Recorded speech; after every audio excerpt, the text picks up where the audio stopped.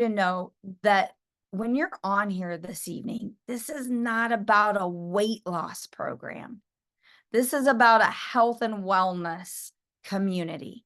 And there's nothing more than after 25 years of being in private practice and me retiring and moving more to this large online serving community. I want you to know that there's nothing better than seeing you advocate for your own health and being open to new ways to become healthy and making it a lifestyle. And I had to do that myself. I had to make a personal choice for my own health, and it began 10 years ago, not 1 month ago. 10 years ago, I found myself over 300 pounds. I did a lot of different things to try to find myself back to healthy. I stopped chasing the scale and I started chasing health. And one healthy step after a time, I found myself utilizing different tools. And you've all probably tried them. You've probably maybe put them together. And I want you to know that one of the tools that I found, one of the best communities I found, is right here at the Circle of Health and Partner Co. But the next best thing that I found was a tool called Slenderiiz. And so this evening, right now, you are going to hear from Dr. Ray Strand. And Dr. Ray Strand is an award-winning author, has multiple books. He's been in private practice. I was like, whoop, there you are, Dr. Ray Strand. Thank you for joining us this evening. I was going to sit here and run through all of your credentials.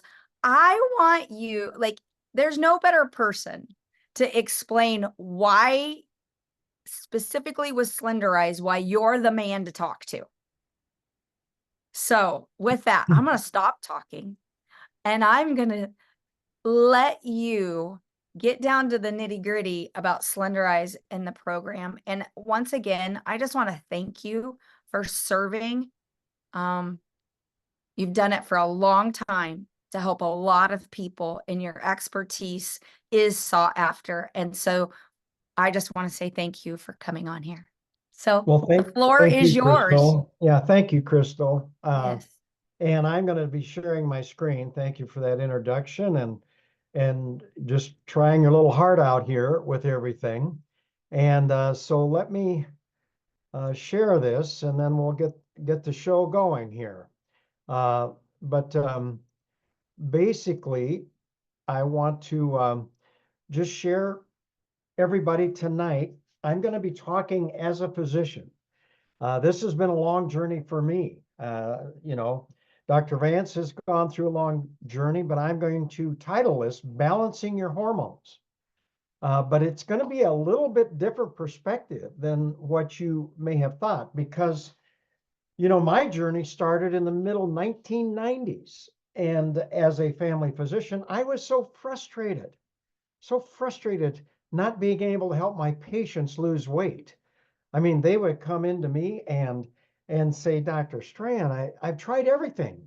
I can't lose weight. If I do lose weight, I put it right back on. And they've tried everything.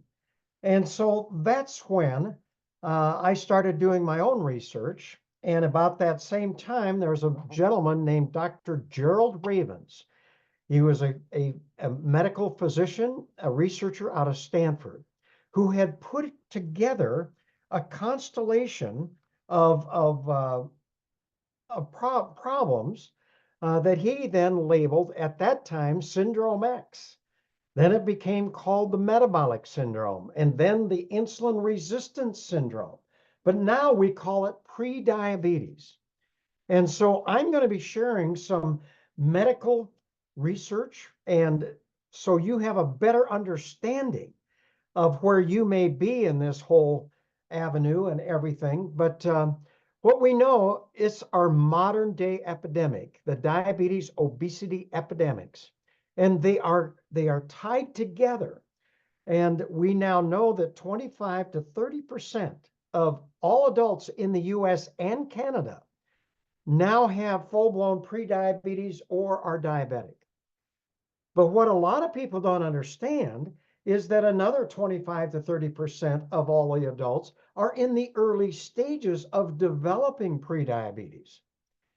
Now, nearly a third of our children have either prediabetes or diabetes. And when I was in pediatric training at the University of Colorado Medical School, my pediatricians told me that if you get a child under 15, 18 years of age who becomes diabetic, 98% have type 1 diabetes, which is insulin dependent. That's juvenile, the old juvenile diabetes. Do you know today 60% of our children are getting the adult onset diabetes, and they're getting it as young as age 5 or 6.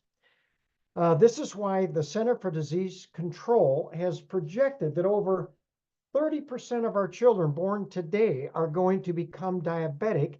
If they happen to be Black, Hispanic, or Native American, they're going to have a 50% risk of becoming diabetic. Now, diabetes is a leading cause of heart attacks and strokes, of blindness, of kidney failure, of amputations. I mean, this is a horrific problem medically. And so what I want to share with you is that this constellation of prediabetes and insulin resistance that Gerald Ravens had identified in the 90s has now expanded. But the main one, when you have and develop insulin resistance, is central weight gain or central obesity. But as physicians, we know that it's tied to all these other serious problems: high blood pressure, elevated cholesterol, low good HDL cholesterol, elevated triglycerides. Your blood sugars become elevated, increased risk of both heart disease and diabetes. But now we realize that this obstructive sleep apnea, the underlying root cause is insulin resistance. And now we know that hormonally, it's also the cause of polycystic ovarian disease. Now, you may not know that, but that is the biggest cause of infertility in our young women. But it is related to this. And so we hear all these hormonal problems and changes as we get into the Slenderiiz program. But I want you to know this is what it's all about. This is the constellation of problems. And so we need to know, well, how does this insulin resistance develop? Well, insulin resistance is really the result of the all-American diet combined with our decreased activity levels. You know, studies now show that if you're a well-trained athlete, no matter what your sport is, now I'm not talking about NFL, linemen, they have insulin resistance, but if you're well-trained, the studies show that none of them have insulin resistance, and they don't become insulin resistant almost 5 years after they quit their sport. It protects them. But now we also know, because of the all-American diet, 80% of the carbohydrates consumed today in the United States and in Canada are all high glycemic. And you'll understand why that's important as we get into this. But day in and day out, you are repeatedly spiking your blood sugar, overstimulating the release of insulin. And it's kind of like hollering wolf all the time. You just keep stimulating the insulin, and you become less and less sensitive to this over time. So let's look at this. I'm going to just get my pointer going here. And this is a graph of blood sugars. If you notice the black line that goes horizontal here, that's when you wake up in the morning, and that's your fasting blood sugar. So you've slept all night, you haven't eaten, you wake up, you have a fasting blood sugar. But then people will usually eat a high glycemic breakfast. It could be a bagel, instant oatmeal, cereal. There's all kinds, but they're all high glycemic. Well, what happens is your blood sugar rises very rapidly. But people don't realize that that just even this rapidly rising blood sugar causes inflammation of your arteries, especially the small arteries called capillaries. In fact, studies show that through ultrasound, they can show your arteries literally go into spasm for 4 to 6 hours after that meal. And it's very important for the body to control blood sugar.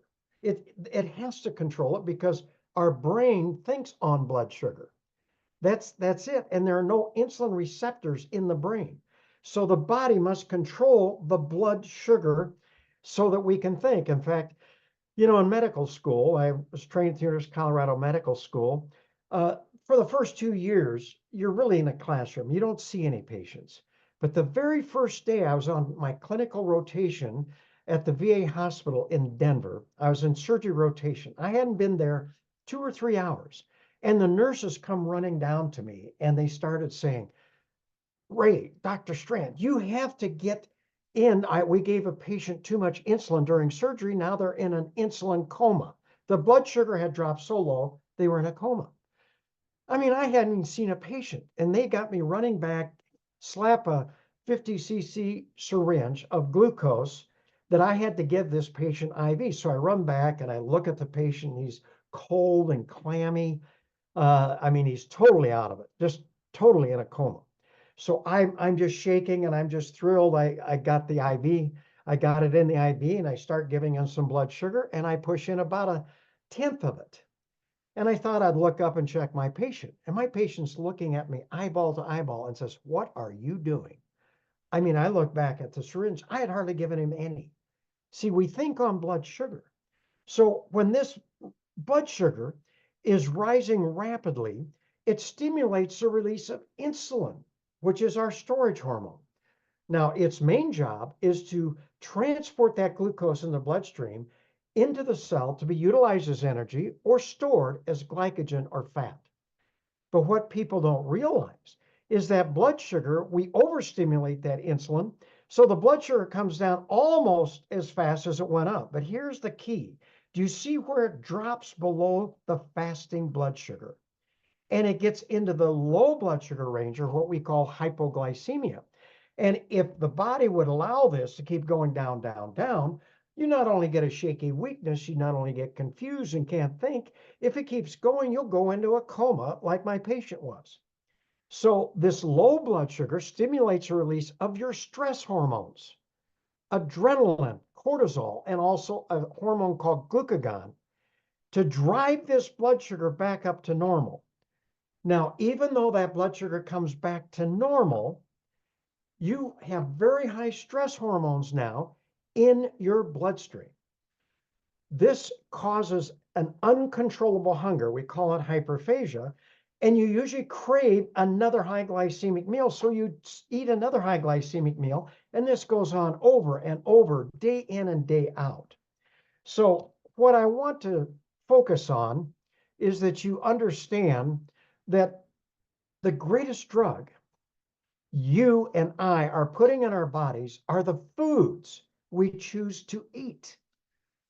The hypoglycemia that is caused by eating this high glycemic meal, just to review, sets off the release of our stress hormones. Now that's adrenaline, cortisol, growth hormone, along with glucagon. And I'll explain what that is here in just a minute.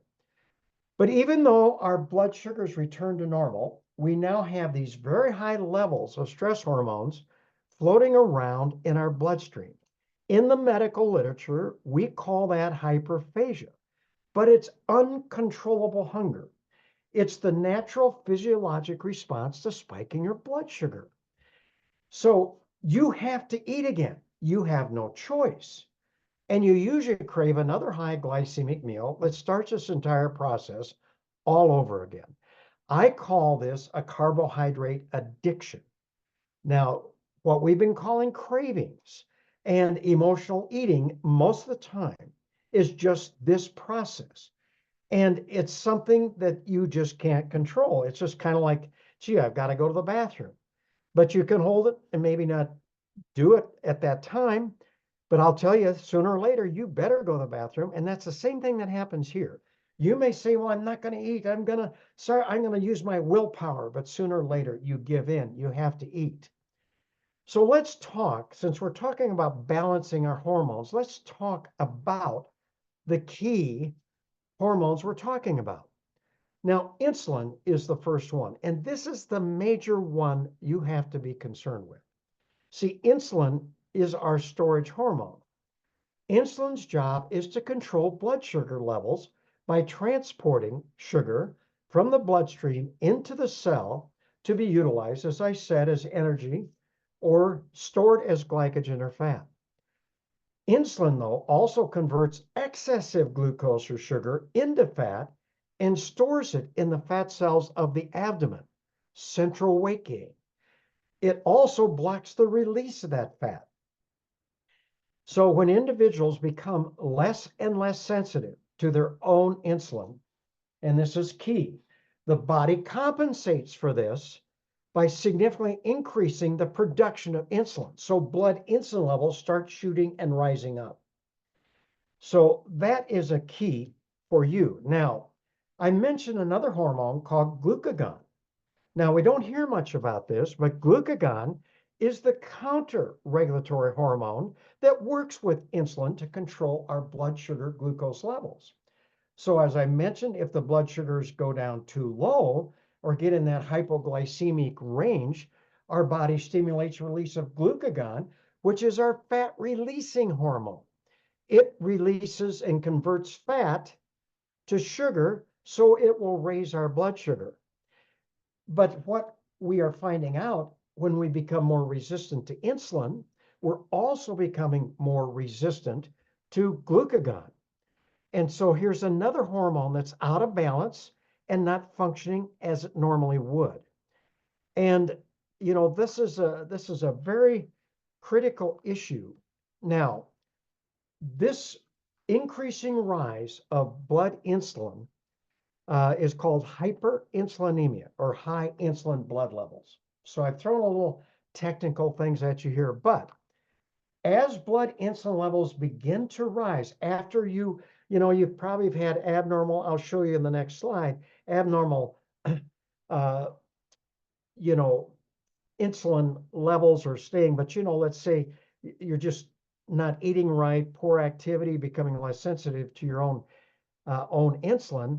But as blood insulin levels rise after years of abuse of insulin, you literally tip over into this abnormal metabolic state. Your blood pressure begins to rise. The triglycerides, the other fat in the blood, starts to shoot up. That good HDL cholesterol starts to drop down. The bad VLDL cholesterol increases. Now, we call this technically dyslipidemia. Your cholesterol might be normal, but it starts to go up. But then your blood sugars begin to rise, and then you begin to gain this unusual amount of weight around your middle. Hormones become out of balance and dysfunctional. Insulin, glucagon, adrenaline, cortisol, growth hormone, estrogen, progesterone, and even thyroid hormone. So that's where we are. But I want to explain. People always want me to explain, well, why am I gaining all this weight around my middle? Well, we have a mantra in the weight loss industry that's been going on for 75 years. A calorie, you have to have less calories in than the calories you put out, and then you can lose weight. But when you tip over into this abnormal metabolic state, a calorie is no longer a calorie. And I'll tell you why.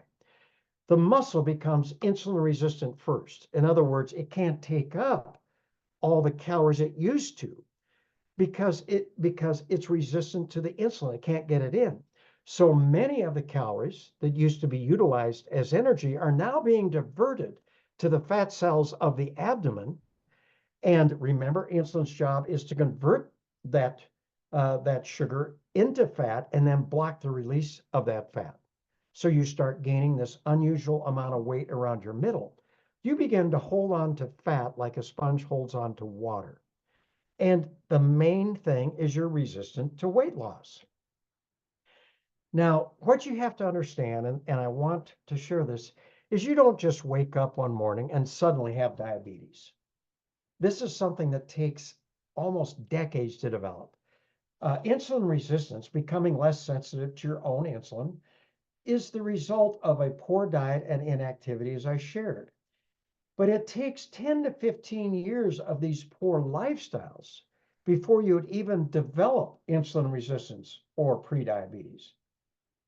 And so when I started to look at this, I really had the opportunity in the 90s, since I have been doing annual physicals on the police department, the sheriff's department, and the fire department for around 25 years. So I'd seen them every year. I measured them. I did lab work. I did physical exams, and I had those records. So when I started to see someone who had been developing prediabetes or diabetes, I could literally go back and look at their lab work and their measurements for 10, 15, 20 years before. And I was able to determine what I could see in the early signs or the early stages of insulin resistance. And you'll find out that's very important, because the sooner we start trying to correct this, the better success we have. So I determined, I've written this in my books, there are 4 distinct stages or levels of insulin resistance, and this is what I determined. Stage 1 of insulin resistance, what are the signs? Well, you get fatigued. You have carbohydrate cravings or this uncontrollable hunger. There seems to be a main pattern of nighttime eating. You get really hungry at night. Then there's this expanding waist size. And then you try to lose weight and you can't lose it. And it's so frustrating. Or if you lose some weight, you gain it right back. Your blood pressure begins to go up. I start to see my patient's blood pressure get over 120, over 80. It starts to get up above that. You know, we like to see the blood sugars at least in their 80s, but you know, when you start to do this, you see it in the high 80s creeping into the 90s. That's signs of stage 1 of insulin resistance. Now, stage 2, we start to see the HDL cholesterol dropping down. And sometimes this is the only thing we see, it's isolated. But if you look at a lipid profile, if you have one, and you're not on a statin drugs obviously would throw this off, and I'm going to share what this all means. But women, we don't like to see their HDL cholesterol get below 50 milligrams per deciliter, we call it. And men, we don't like to see it go below 40.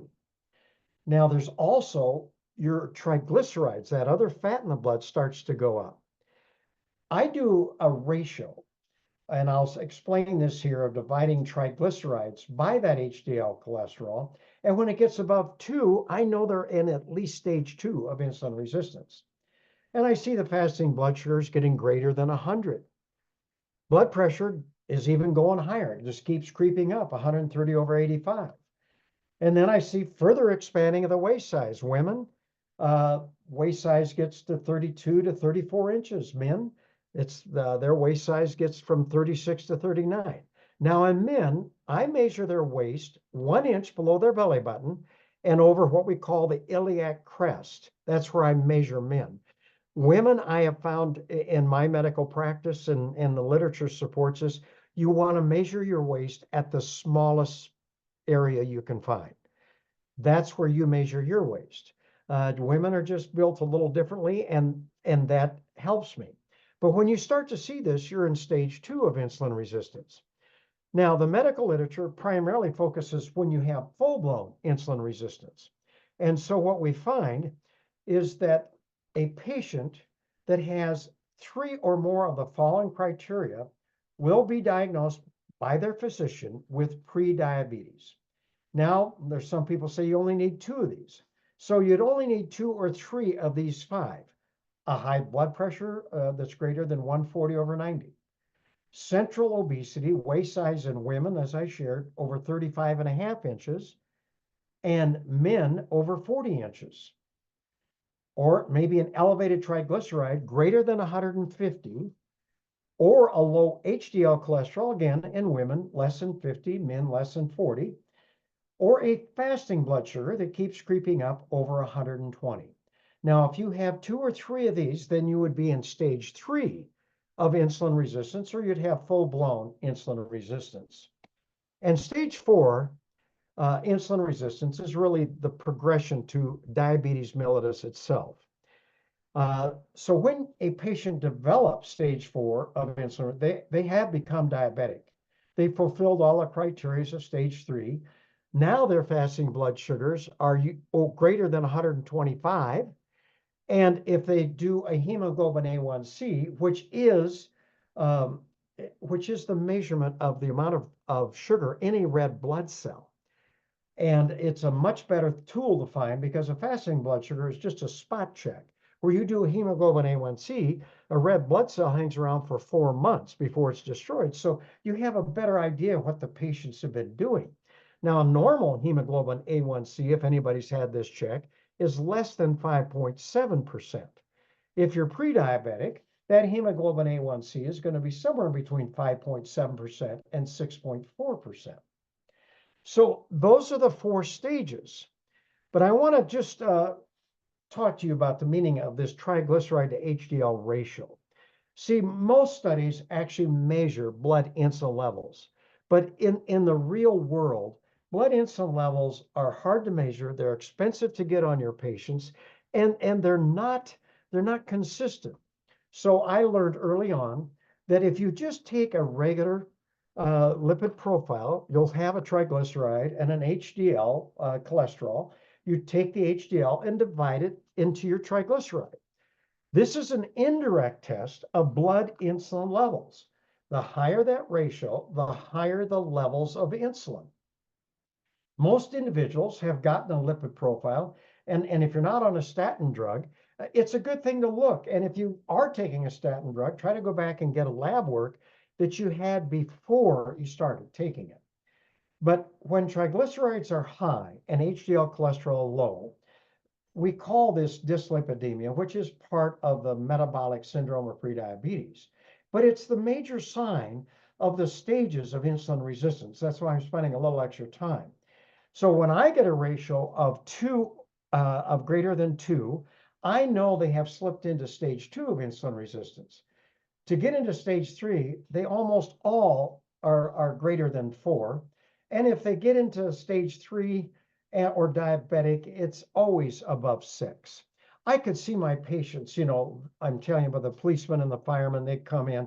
I'd see that start out with a ratio of 2.5, and oh, that's good. But then the next year it was 3.5, maybe a year or two later it was 5, and a year or two later it was 8 or 9.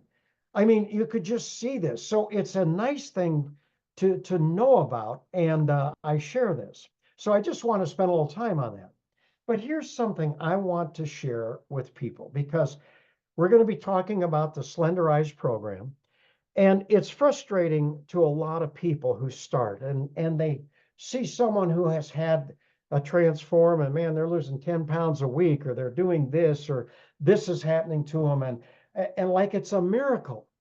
But the thing is, you don't know where your start point is.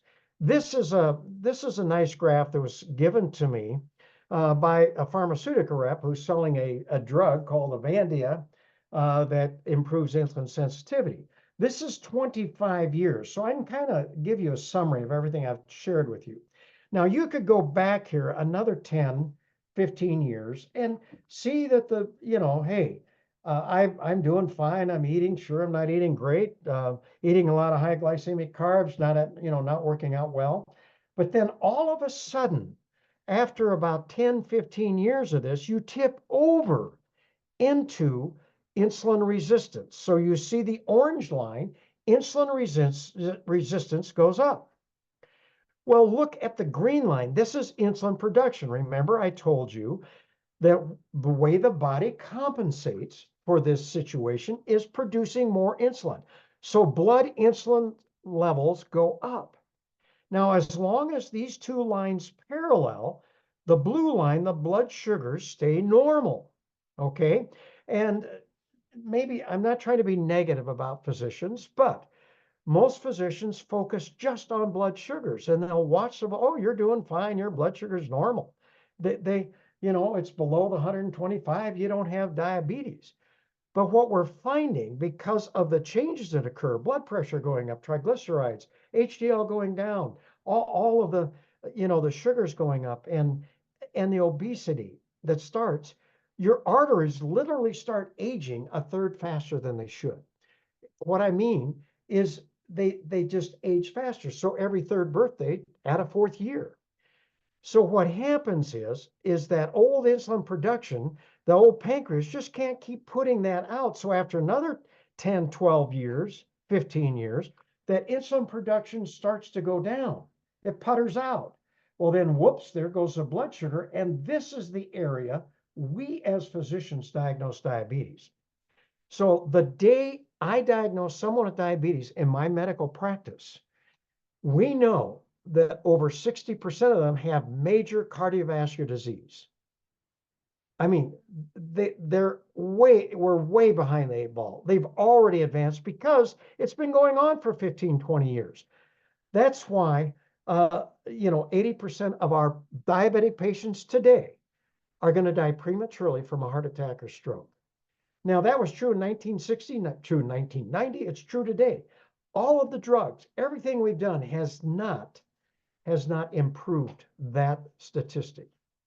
So depending on where you are, depends on how you're going to respond to the program. Because what we are doing is firmly establishing healthy lifestyles that improve insulin sensitivity. And I'll get into that, but I just want to show you this because I think it'll make sense to some people. Now, if you don't have any insulin resistance, or you're in early stage 1, maybe stage 2, you're going to respond quite quickly. I have done 3 major clinical trials using the program I developed in my office, which is the kind of the base of the the diet and program we now have at PartnerCo. And this was all done under the FDA, under an IRB. The last one is University of Colorado Medical School. And we just were trying to get people who are early. And just within 90 days, we actually were able, in all 3 studies, to drop blood insulin levels by 50%. Well, what are we doing? Well, as we drop them, insulin production going down, insulin resistance had to be going down. We were reversing this entire process. But if you're diabetic, for example, and you're out here and you're in stage 3 or stage 4, you're a long ways down the road. And it takes people maybe 3, 4 months to start to get down because the glucagon is all screwed up and you have trouble releasing fat. And so everybody gets discouraged. But give yourself some grace. These are lifestyles. This is not a race. And I wanted to show you this graph, and I'll show you some other things. But this is key and why people respond differently. And don't get so negative on yourself. Just realize these are healthy lifestyles. We're talking about prevention and wellness. So how do you improve insulin sensitivity? So since we know the problem, what's the solution? Well, back in the mid 1990s, I said to myself, well, gee, since it's poor lifestyles that got us into this problem in the beginning, maybe, just maybe, healthy lifestyles that actually improve your insulin sensitivity could be the answer. So I spent over 3 years studying the medical literature, looking at just this question. And what I found is there's a triad of healthy lifestyles that have shown to improve sensitivity, insulin sensitivity. So this is what I have based my program. What we find is if you eat a healthy diet, you have modest exercise, take nutritional supplements, they all improve insulin sensitivity. But this also allows you to balance your hormones so that they can do their job effectively again and allow you to begin releasing this fat. And it's just a matter where you are, how quickly you'll respond to the program. So here it is, part of this program. These are healthy lifestyles. It is not a diet. You see, I don't care what diet you go on. They fail 98% of the time. That's what the medical literature shows. I don't care if it's Jenny Craig, Weight Watchers, Atkins. I mean, it doesn't matter. Weight loss is not the problem. Keeping it off is. So what happens is, if they lose weight, my patients will come and say, oh, Dr. Strand, I went on such and such a diet and I'm down 20 pounds, out of the. Well, I tell them, well, the connotation is if you're going to go on a diet somewhere in the future, you're going to be coming off that diet. See, diets are a short-term solution for a long-term problem. And the problem is that you gain the weight back 98% of the time. And I have patients come, well, I was on this diet and I kept it off for 2 years. And I'd say, no, it just took you 2 years to gain it back. See, that's the problem. So Partner Co, when they wanted to do a weight management program, they wanted to make sure it's based on medical science, clinical studies, and that it was healthy lifestyles and not a diet. They didn't want to develop a program that was going to fail 98% of the time. So here it is. It's a 4-part comprehensive healthy lifestyle program. Slenderiiz and Accelerate. And I'm going to talk specifically about each one of these.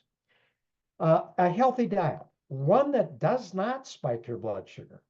An adequate water intake, very critical. Moderate exercise, not being a superstar. And I'll share that. And I also recommend nutritional supplementation. Now, I'll share this, but just so that you kind of know what I'm thinking, you have some choices now with Partner Co. I like the Nutrify Optimals. Tahitian noni juice is loaded with antioxidants. It's going to improve insulin sensitivity. It has some iridoids, high doses of iridoids, which helps the glycation process. That's when blood sugars get high and they attach to proteins and increase aging process.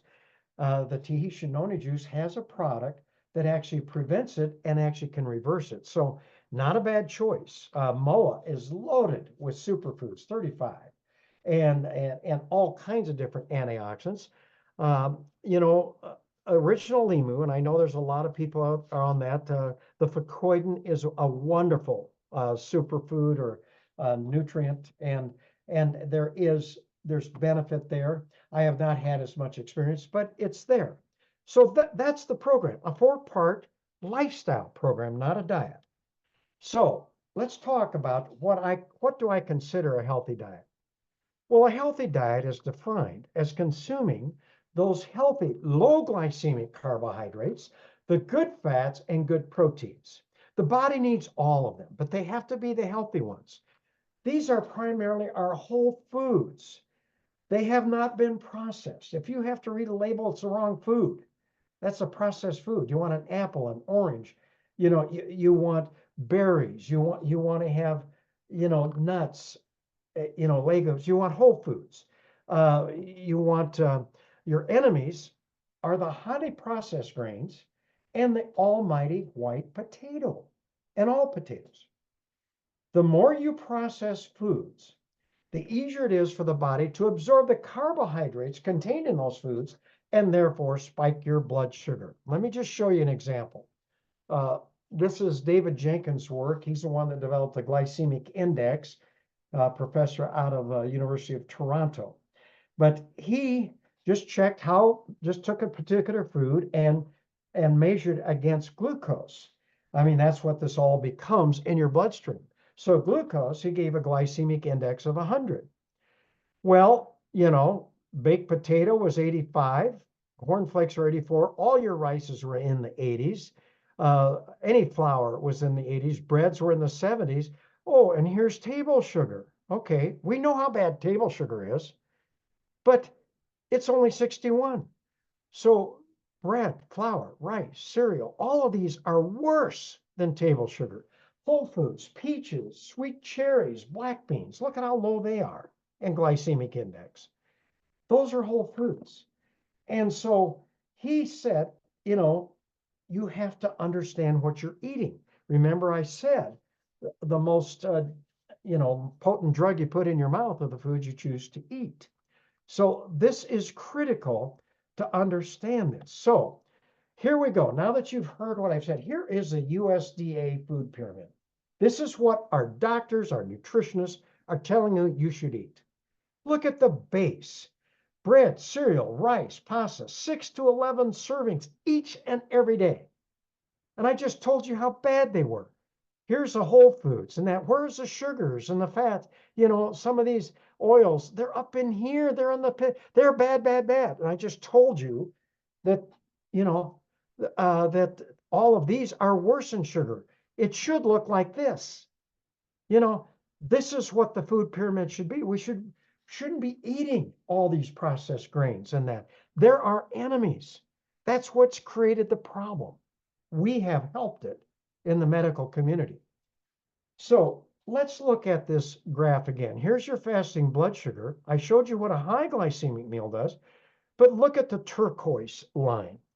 This is a low glycemic meal. So you eat a healthy meal and you eat a low glycemic meal. The medical literature shows eating just one meal starts to lower your blood insulin levels and improves your glucagon, your fat releasing hormone. Hey, we're balancing hormones with one meal. Well, yes, but you see, when you come up, it's going to go up. You're going to stimulate some insulin to bring it back down, but it doesn't drop in this hypoglycemic range. You're not going to stimulate all of those, stress hormones. It will fall back to normal and you're hungry again. Well, go ahead and eat again. Just eat another low glycemic meal. That's what we're talking about. That's the healthy diet that I've promoted for the last 25 years. So when you actually are trying to balance your hormones, so I'll just review this because it's very important, because it's all about how do we balance your hormones. When you eat a meal or snack that does not spike your blood sugar, you do not overstimulate the release of insulin, and therefore you do not fall into the hypoglycemic range. After eating just one low glycemic meal, the medical literature shows us your blood insulin levels begin to fall and your glucagon becomes more effective in releasing fat. You eat a second low glycemic meal and it happens again, a third, a fourth. You go on a week or two. You also significantly reduce your stress hormones. Why? Because you're not stimulating. We have a lot of stress in our life and that's not good, but your adrenaline, your cortisol levels are shooting up just because of the way you eat. So by not doing that, you're going to get out of that carbohydrate addiction. Now, usually it takes 5 to 10 days to get out of that, unless you're really hooked, and then it might take 2 to 3 weeks. But every one of my patients over time says, oh, I can't believe I'm not craving all of these all these carbohydrates. And what we've been calling cravings and emotional eating is primarily the natural physiologic response to spiking your blood sugar. It's just there. When you quit spiking your blood sugar, your appetite's going to come down just by eating a healthy diet. Now, we haven't even gotten to Slenderiiz yet, but that is critical. Now, I want to just share with you. Let me just see here. Let me just go on, and then we'll get into this the addiction. Now, I use Pure Nourish in my medical practice, and I've used a meal replacement. I actually, when I joined RX 13 years ago, this was one of the first things I was involved with, was developing a meal replacement that was soy-free, dairy-free, gluten-free, had probiotics, had prebiotics, and was low glycemic.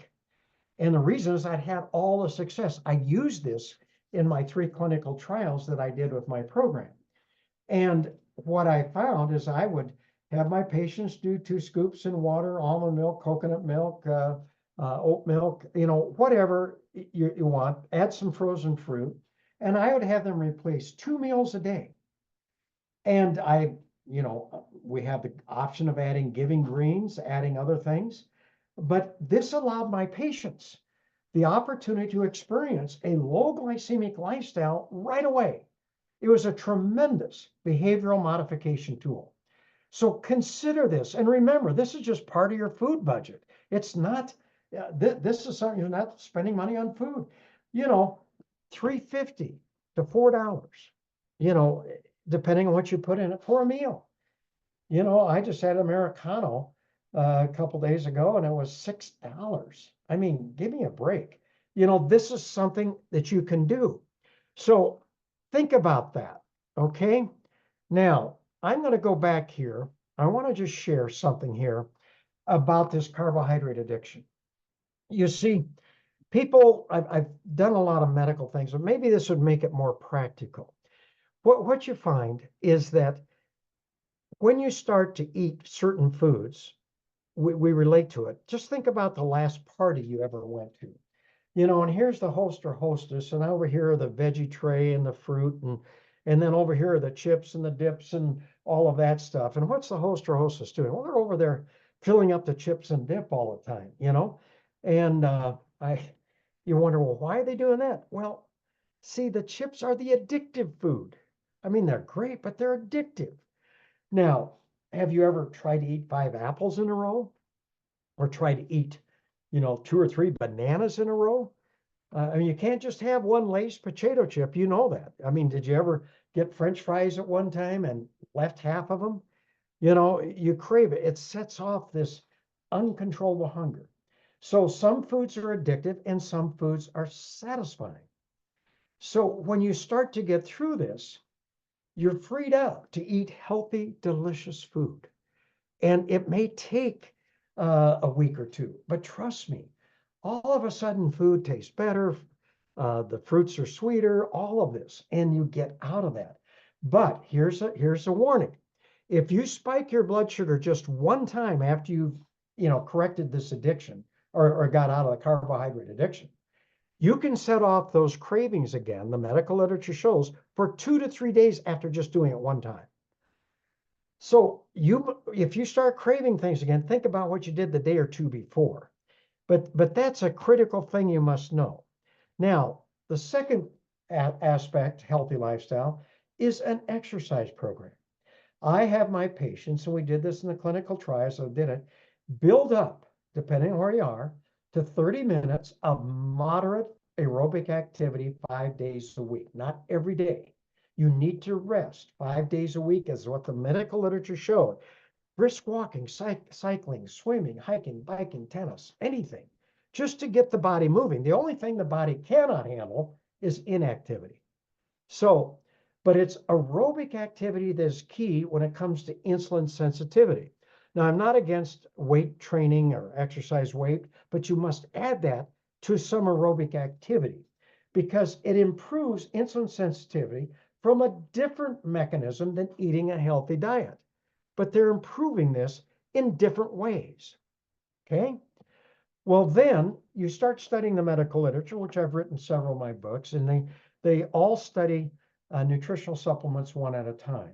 But I can show you many, many studies show the vitamin C by itself, vitamin E, grapeseed extract, magnesium, chromium, vitamin D, and a lot of other minerals and antioxidants all improve insulin sensitivity, but again, from another mechanism.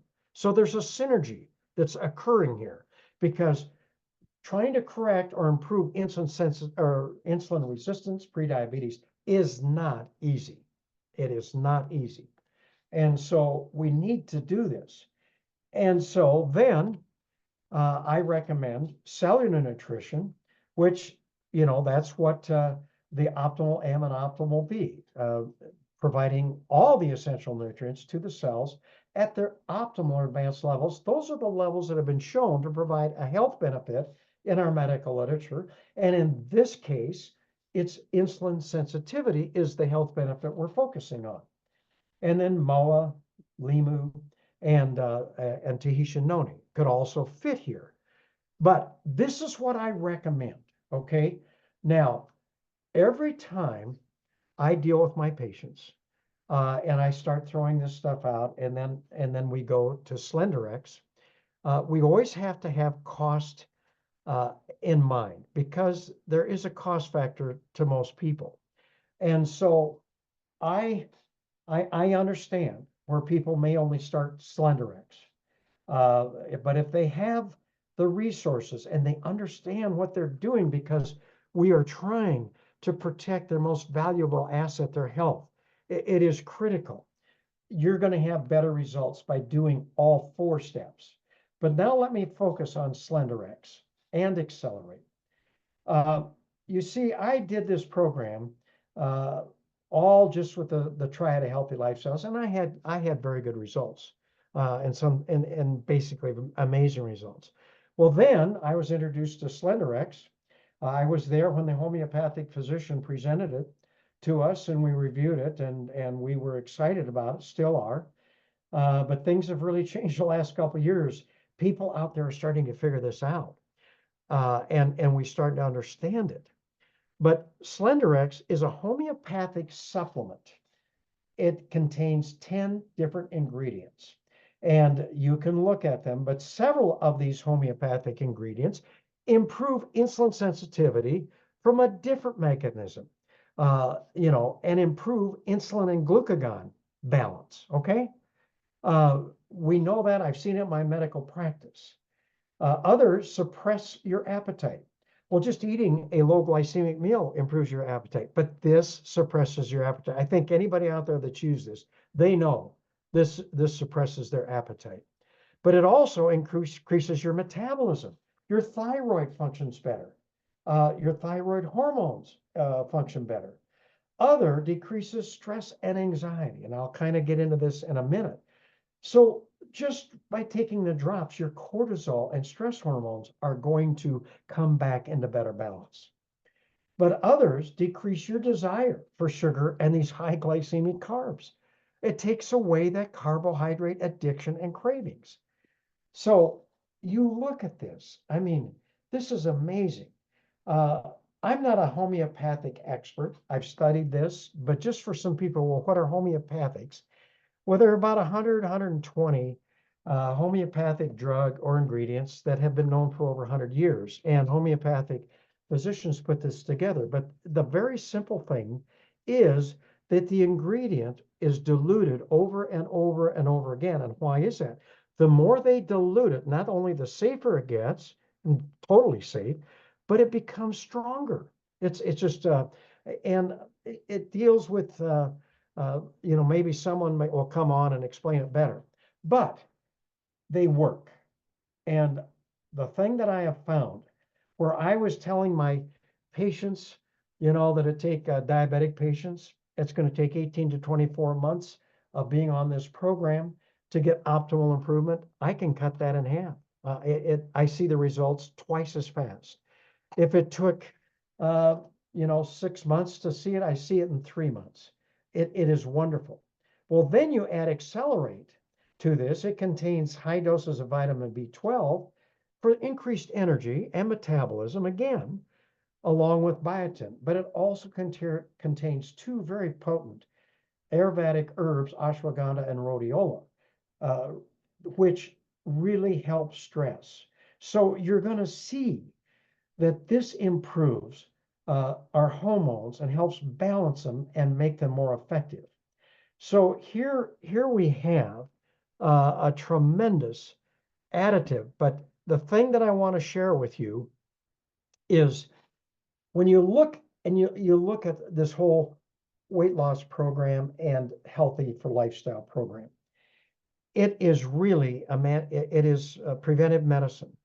But what I have found is when I could get my patients to make one of the lifestyle changes, whether it was diet, exercise, or supplement, I saw some improvement in their health. If I could get them to do two of the three, I could see a little bit more. But if I could get them to do all three, diet, exercise, and nutritional supplementation, the results were simply phenomenal. And that's what led for me doing the clinical trials. But now that I have Slenderiiz and Accelerate, I add to that because it all happens faster. It makes it easier. And that is what we are. But I'm just going to tell you, you leave out one of these steps, you just are not going to have the same effect. And trust me, if you think, oh, I'm just going to take the drops, I'm not going to do the diet, I'm not going to do the exercise, I'm just going to take the drops, miracle. Yeah, you might lose some weight, but I'm telling you, you're wasting your time. Because as soon as you stop the drops or you haven't changed your lifestyles, you'll go back, you'll gain it right back. I've just seen it. The literature shows it. You want to do everything. And some people might even want to add additional supplements, again, based on affordability. But we know that when you start losing fat, a lot of your toxins are in the fat. Restorix is a great addition. A lot of people like the energy of Rejuvenex gives them. There is some evidence of a more weight loss with some of the ingredients there. Some people are worried about osteoporosis or other things. They may add Magna-Cal-D. If they're diabetic, I recommend Vanali because it strengthens your arteries. And BioPro-Q is great. So there are a lot of additions. There are other ones in this, but you can safely add this to the Slenderiiz program. That's what this is. So let me just review here. You look at it, what we're finding is that depending on where you are, it's going to determine how quickly you respond. Because if you've been in insulin resistance for years, it's going to take you a while. But I can also maybe tell some people's story. I did OB for over 20 years, and I did a lot of obstetrics. And, in the midterm, we would always check for gestational diabetes. I'm sure you had that done if you have a lady out there that was pregnant. Well, we were looking for the actual diabetes, but we never checked for insulin resistance. But I had many of my patients who weren't diabetic. They didn't have gestational diabetes, but they gained a tremendous amount of weight during their pregnancies. I mean, man, they'd gain 40 to 60 pounds for a pregnancy. They had larger babies. Well, we know now that when you get pregnant, you become, sensitive. Your sensitivity insulin drops about 30%.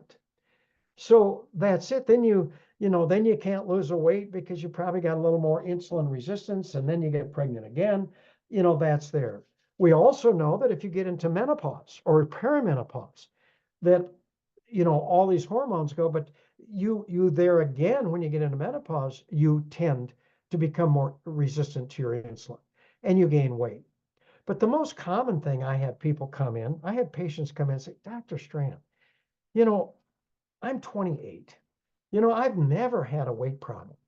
I was an athlete in high school and I went to college, never had a weight problem. I have not changed my eating habits. I have not changed my diet or exercise. But last year I put on 6 pounds. This year I'm already up 14. What is going on? Well, I had trouble answering that question. I mean, I heard that 100 times. Well, what was happening was, they had poor lifestyles, or eating the all-American diet, probably inactive. And so when they're normal, they didn't have trouble. They could, go on and lose weight pretty quickly, a diet of any kind of keep it off. But then they tipped over into this metabolic syndrome or prediabetes, and they got resistance to weight loss, and they started gaining weight, and then they gained more weight. That's the story that's out there. This is where the help comes. So, we talk about, that we treat diabetes, but then several years ago, the American College of Endocrinology and the American Association of Clinical Endocrinologists came out and said, we need to be treating this prediabetes as aggressively as we do diabetes, because by the time they become diabetic, as I shared earlier, it's too late. So what did they recommend after looking at the medical literature? The management of prediabetes. It involves all the stuff that I addressed, just abnormalities of the metabolic disease and your hormones. The preferred treatment approach for all of these abnormalities is intensive lifestyle management or changes, given its safety and the strength of evidence for its effectiveness in improving blood sugars and reducing all these cardiovascular risks. So, but doctors won't do this. If they can't prescribe a drug and write a script, they go into a cold shake. They don't have time. That's why it's so critical. But I also want to share with you, making lifestyle changes is one of the hardest things I had a challenge in my medical practice. Behavioral modification. It is very stressful. It is not easy. Firmly establishing these new healthier lifestyles, it just takes patient motivation. So I'd always ask my patients, once I realized where they were, I'd just give them the choice. I said, you can either I can either treat this with drugs as you develop high blood pressure, you diabetes, or high cholesterol, or you can have a trial of these healthy lifestyles and see if you can avoid taking drugs altogether, or at least be less dependent. And what I found is about 80% of my patients said, I would do anything, doctor, to not take drugs. And so they were willing to do this. Now, 20% said, doctor, I'm not going to make lifestyle changes, just write the scripts. I can practice traditional medicine. But you have to understand, you're going to go through changes. It takes 1 to 3 weeks to get out of this carbohydrate addiction. It's no fun. When I would tell my patients, you got to avoid all breads, flour, rice, cereal, pasta, sugar, they would go into a cold shake right in front of me because they were so addicted. They knew it. I can't give those up. Those are the foods I love. So it is a change. You may actually go through some withdrawal symptoms, because I feel carbohydrate addiction is just as much of an addiction as tobacco or nicotine or even alcohol or some drugs. It's hard, but we need support. Slenderiiz and Accelerate were actually designed and developed to help individuals make these lifestyle changes easier and more effective. That's the key. That's what's great. Now, when I first started to do this in my medical practice back in the 1990s, I literally brought in a nutritionist into my office every Tuesday and Wednesday or Thursday night evenings to teach my patients what I've just been talking to you about. And they were excited. They were there. And I would check them back 12 weeks later, do the blood work, recheck them. And I'll tell you, my results were very disappointing. I had 2 nurse practitioners at that time, and we kind of got together. We're almost ready to give up. And then they said, well, why don't we have them write down everything they eat, how they exercise, how they take the supplements, what they're drinking, and then bring that sheet into us. We'll see them each week. And that's what they did. And they started to see them. Then I would see them back in 12 weeks. And I'll tell you, the results were simply phenomenal. And so what I had witnessed, I was only having 10 to 15% success rate. Now I was over 80%. And what I found, what's the difference? Well, my patients could take these subconscious lifestyle habits and then made them conscious because they were writing them down. Therefore, I didn't have to rely on perfection. I just had, or willpower. I just had to rely on honesty, because no one's going to be perfect. You try your best and that, but you get better and you get better. Give yourself some grace. That's what's important. But now, in the era of social media, I'm just, my wife's getting kind of involved with this now after the Florida meeting and her friends, and she's on it. And we go to this, the social media that's now available, and the circle of health. I mean, my goodness sakes, you guys have figured it out. What I'm witnessing now is the support of individuals they receive from all these social media sites. It's impressive. It's creating an accountability, it's creating support, and we're having success. So it allows individuals who are challenging themselves to become more proactive in protecting their health and make it much easier. Everyone should take advantage of this support and accountability, because it significantly increases their chances of success. But do not be discouraged if someone's having more success than you are. I've never been a fan of checking everybody's weight every time they came in. Jenny Craig did that, Weight Watchers, and all my patients would come in to me and say, well, I did Weight Watchers for 2 years, and I had to walk forward every week, and they weighed me, and I lose 2 pounds. Everybody cheers and says, yay, yay, and you go back and you feel good. Well, sooner or later you walk up and you either don't lose any weight, or, horror of all horrors, you actually gain some weight. Well, then everybody, it's too emotional. Just enjoy the fact that your clothes are getting looser, that your belts are, you're going up a couple loops on your belt, you've gone down a dress size, whatever. Don't get so focused on weight. Focus on healthy lifestyles. Make that your goal, okay? But you've got the support now, and that's critical. So Partner Co.'s Slenderiiz program, again, is not a diet, but instead healthy lifestyles that have a side effect of fat loss. It releasing fat because you're balancing hormones. Now, weight loss is great, but keeping it off is priceless. I get excited in my practice when say, "Oh, Dr. Strand, I've been on your Healthy for Life program, and I've kept my weight off for 8 years." That's what's exciting. You know, I did a study on my own when I got patients in who said, I was on such and such a diet and I gained the weight back and 98%. But you've got, there's 2% of people who come in and say, I was on this diet and I kept it off for 5 years. I ask them one question every time. It says, did you change your lifestyle? And they look at me and they say, absolutely. So that's my study that I did in my practice. That's the answer. And I don't care if it's Ozempic, if it's, Fen-Phen, or, we've seen Dexedrine, any of that stuff. They all gain the weight back, even bypass surgery.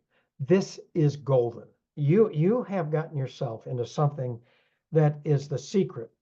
Now, if you want to have more information, just go to Amazon and put in Dr. Ray